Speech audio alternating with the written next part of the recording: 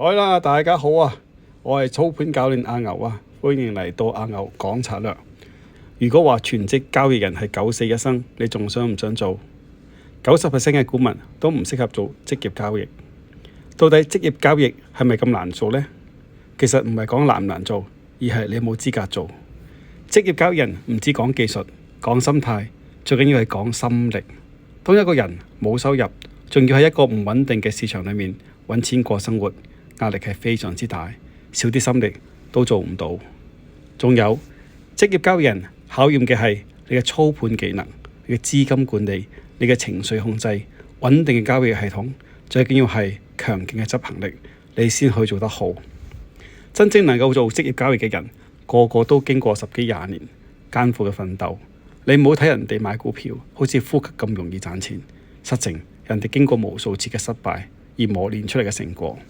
如果有呢啲能耐，你就可以做職業交易人啦。而一般人想做交易，最好用兼職嘅態度嚟做。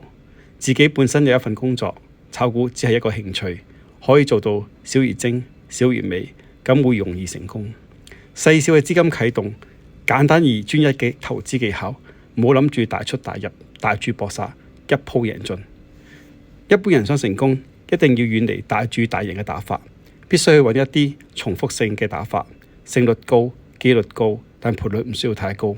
我哋需要成日可以贏，唔需要一鋪贏得好大，經常都贏，心情會靚啲。我哋可以持之以恆地執行炒股計劃。如果成日都輸，間唔中贏一鋪大，會長期抑壓，交易人生變得舉步維艱。我哋炒房幾十個職業交易人能夠成為長期贏家，一般只係用2個方法：大資金打短食快，着重勝率；小資金打長食短，着重賠率。呢個係我哋炒房贏家嘅結果，數據唔會呃你。如果你唔係用上面2個方法，你好難做到長期贏錢。成功有時只係笨笨咁抄功課。既然九死一生，點解仲要做全職交易人呢？